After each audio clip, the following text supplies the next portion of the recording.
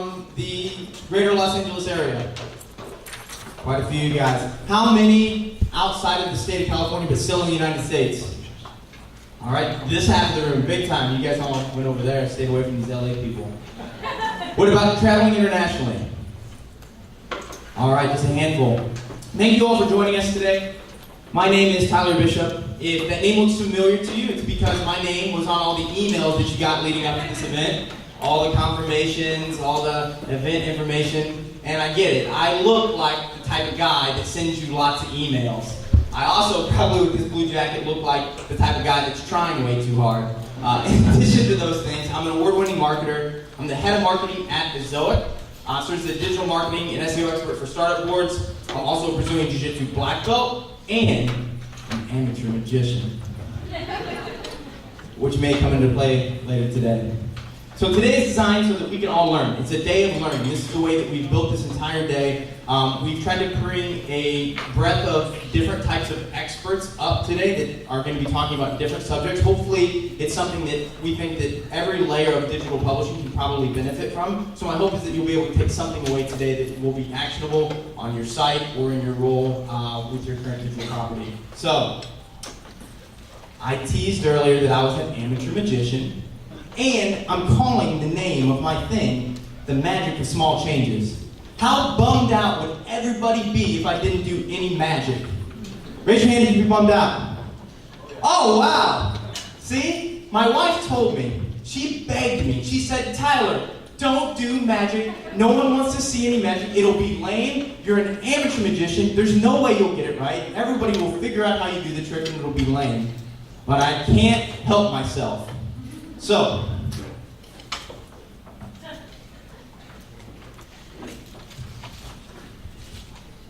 let's see. You, ma'am, on your phone. Phones are magic. Oh, the tweet.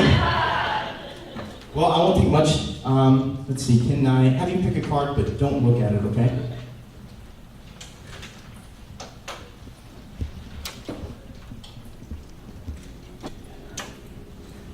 Put the rest of these down, so you guys know there's no sleight of hand going on, even though I'm not good enough for sleight of hand. I'm working on it. All right, so you have the card, you have not looked at it, correct? All right, I'm gonna look at it. Okay, so I need you to pick two suits. Spades and clubs. Spades and clubs, so all we would have left then are the red suits, diamonds and hearts, correct? Select diamonds or hearts. Excellent. I really like where we're going with this. She picked hearts. I'm not good with the mic and magic tricks yet. I'm still working on this. Okay? So when we look at hearts, we've got face cards and we've got numbers, right? Select face cards or numbers. Face cards. Face cards. So we have Jack, Queen, and King, correct? I want you to pick two of those. King and Queen. The King and Queen. What do you think the chances are that one of the cards that I'm holding is the King or Queen of Hearts? 25%. I'm not sure how that math works. We'll get our data scientist on it. He may be able. You may be right. I'm not sure. Okay, so I want you to pick King or Queen. King.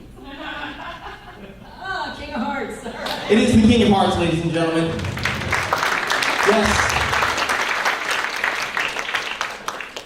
So, here's how the trick works. This is how you know I'm an amateur magician. I'm going to tell you how it works. Some of you may have already figured it out. No one knows what card is going to be chosen. That's completely random. I can't control that. It's a normal deck of cards from CVS in San Diego, California. And so I open up the card deck, she picks a card, and I have no idea what it's going to be. She never gets to see the card. I do. I know the outcome. So there's an asymmetry of data already. I understand the information, she doesn't. So here's what's next. So you notice at the very beginning she picked clubs and spades, did you not? Clubs and spades. So you notice she didn't pick a heart. Right? So what I do, I said, all we have left is hearts and diamonds. Now you guys are learning the fun party trick. You can do this magic trick yourselves. It's pretty simple. I'm going to basically help her self-select the card that I want. I'm optimizing for the outcome that I want. I know what it is ahead of time, and no matter what decision she makes, I'm going to guide her in the direction that I want. So if she picked, hearts and diamonds, I would say, great, hearts and diamonds it is. Now pick one of those two. She said diamonds, said, okay, great, all we have left is hearts. And luckily for me, after she picked cards, she picked the right card every time, so that actually helps the magic trick, which is step number 2, which is, as I get better at this trick, I find different ways to influence the choices I want. At the end, I said, pick king or queen. Normally, I would say 80 to 90% of the time, the person picks whatever the first card you say is. I don't know why that is. I'm not a psychologist, I'm an amateur magician. And so they usually do that. So as I've gotten better over time, I've been able to learn and get better at this. And ultimately, I can ensure the outcome I want. But we all agree this is the King of Hearts, right?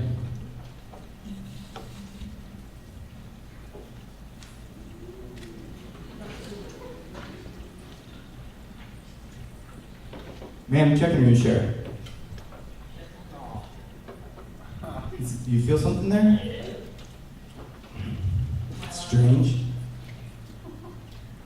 What is it?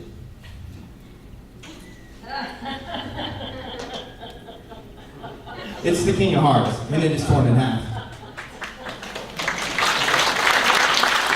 So applause goes slowly there. I'm wondering, it's a pretty shallow applause. I felt like that was a good magic trick. But it builds over time. Thank you.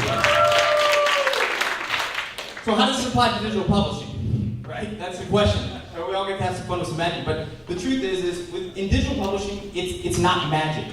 This is what I would describe as applied learning. Our audiences come to our sites every day. Every day. And there's certain things we can't control. We can't control the referral source. We can't control their device type. There's all these different things that we can't control about that experience. But what they do next might be up to us.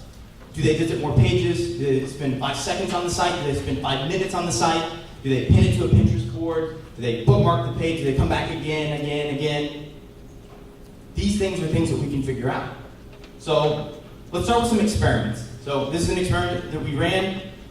In this case, we're just looking at the differences between 2 different mobile layouts. We want to see which one produce longer, more engaged sessions and more page views per session as well.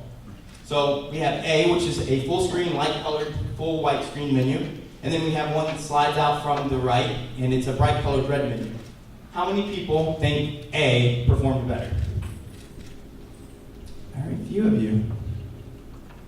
You guys were right. You guys were in the minority. I don't know if it was because you thought I started with that one, went with that one first. I like the way you guys think. You guys are like trying to outthink me on this one. No, in this case, the ones that produced more engaged sessions, page views per visit, was mobile A, which is the full white screen menu. Okay, let's do a different one. Let's do one with some ads. Okay, which ad combination did the visitors prefer? We've got one that has 2 small ads on page A, and then page B, we have a 300 by 250 above the fold on mobile. How many of you think that A performed better? You guys are like trying to play psychology game, I feel it. It was B. So 300 by 250 above the fold on mobile had a lower bounce rate and a higher page views per visit on average in that experiment. So what do we do with this information? We want to make a data-driven decision, right? This is how this all works, right? So the takeaway from this should be full screen mobile layout and 300 by 250 ad on the home page above the fold on mobile, right? That's what we want to do? Well, we're going to make the experience better for 71% and worse for 29% in the mobile layout. And then with the 300 by 250 ad, we're going to actually make it better for 65% and worse for 35%. But it's better than nothing, right? My good friend Dr. Greg today is going to show you a little bit later on today why this might not actually be the case. But the magic trick that we've been talking about earlier today doesn't work that way. If it only worked when 71% or 65% of people drew the card, it would be a super lame magic trick. And my wife would have been right. I shouldn't have done it. Everybody would have noticed right away. She would have been like, why are you making me choose this card? And then at the end I would have been like, 9 of diamonds. And it would have not been near as impactful. So the strategy doesn't necessarily scale. We can do better than this. And it's easy to start obsessing over things like, what should I do with my content? Where should I put the images? How long should my articles be? How do I optimize for my ad revenue, my website speed, my layout? These are all big, complex problems. And what I want to talk about today, and what I want to encourage you to think about for the rest of the day today, is how do you think small to achieve big? How can you make small changes on your properties right now that are going to influence really big returns? So you want to find small things that are easy to control, that can be scaled across audiences and can be measured objectively. So rather than tell you about it, I'll show you. So this is a blog post that I wrote a little over a year ago. Curious enough, it's about A/B testing, just kind of ironic. Okay, so it sees traffic from a lot of different traffic sources. So I thought of that being a good way to kind of divide my different audiences for this article. So what are this article's broad stats, right? So bounce rate, page views per session, and session duration. So I feel like these could probably be a lot better. Bounce rate 91%, page views per session 1.15, session duration 34. So before we just say this is the baseline, let's look at my different audiences. Let's see how different audiences react to this. So I can see here, my Twitter audience, the bounce rate's actually a little higher than average, but my organic traffic and my direct traffic is much, much lower. And so I want to make sure that any test that I would run and then implement the results, that I'm not negatively impacting this audience. Because in this case, my organic traffic and my direct traffic, my organic traffic is getting twice the time on site than the average, and my direct traffic is getting nearly 4 times as much. And so this is something that I want to make sure I don't mess up. So I decided, so my theory, the experiment that I decided to run was, this article had a lot of images in it. And so my thought was, this may be breaking up the article too much, keeping people from reading the whole thing, and the images may be slowing down the page. So I'm going to eliminate all but one image from the page. So I was interested to see how this played out. So here's what happened. My audience from Twitter, the bounce rate actually went up just slightly. Google Organic went up just slightly. My keyword traffic, my referral, is about the same. But my direct traffic, it went way down. So my bounce rate dropped big time on my direct traffic. And I see the same correlations when I look at time on site. So Twitter traffic even lower, Google Organic lower, keyword traffic about the same. And then my direct traffic is actually way up, almost by a full minute, which is great. So what do I do with this test? I don't want to negatively impact my organic traffic, and most of my audiences don't like this change, but my direct traffic does. Maybe those are my most loyal visitors, and they don't want the images clouding all my great content, because I'm so great at content. They're like, I just want to read that guy's article, get those images out of here. And so what would be the optimal solution is if I was able to give them the article without the images and give everyone else the article with the images. And if I did that, my bounce rate on average would see a 32% improvement, page views per visit 21%, and my session duration about 65%. And all of this links to your revenue. So if you're a digital publisher, that bounce rate, that costs you additional page views that you can monetize. Those page views per visit, those affect your session RPMs or your EPMV, whatever name you want to use for it. And then your session duration, that impacts your ad rates long term. And honestly, all of these UX metrics, they're correlated as well with things like Google search and a lot of other things that you're probably really interested in maintaining. User experience, the purity of it all. So there's a lot of ways to get started. So how do I do this? Okay, first, I'll make it really simple. I'm going to tell you how you can do this. I'm going to tell you how to do this experiment. You find a small variable, and then you can use Google Analytics or any tool to measure how user experience is being affected by that variable. Okay? Next, you want to make an alteration. So in my case, I had a hypothesis about images, right? You can have a hypothesis about just about anything that you personally can manipulate. And this is without writing any code or doing anything like that. There's a lot of tools that allow you to test and change things by traffic source. So a free one, since our good friends at Google are here, I'll plug Google Optimize. This is a good tool that allows you to proxy your traffic. You throw a script on your page, and then you can basically drag and drop, without having to know any code, different changes that you would want to make to your site. You can test things, and then you can also implement them. So you can send 100% of your direct traffic, one version of a page, and then everybody else can see the rest. You can also do this with Ezoic. You can measure the effects and deliver according to the results. So basically, once you have the results of this test, get enough data, I think Optimize and a lot of the tools will tell you the certainty of whether or not it's an accurate test. And then you can basically proxy the traffic and deliver each different person the ones that they want. Google Optimize allows you to customize this. Ezoic does a lot of this for you, and a little bit more. And both of them are free tools that you can use. So the point is, these small changes, they offer really, really big results. Okay, we're talking about just the images on one article and how much of an improvement that can make. So the idea here is that as everybody here today is going to share with you different levels of expertise, I don't want you to be afraid to take risks, and I don't want you to be afraid to say, this small step could lead me to really big results. You don't have to redesign your website to see big results. That's the point.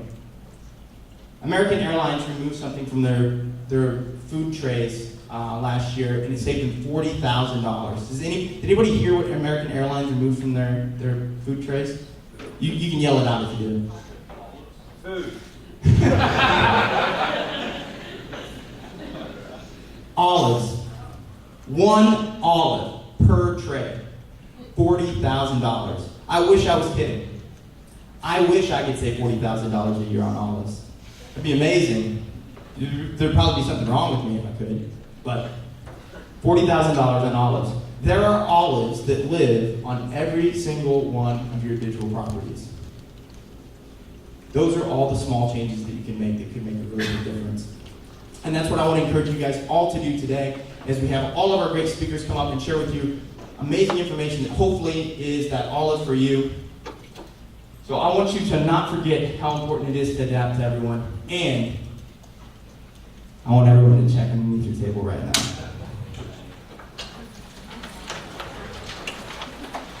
Incredible, incredible. He explained how the trick works, but then how did he know? How did he know? How did he know? It's magic. And hopefully the magic is not the takeaway. Hopefully it's the message. With that being said,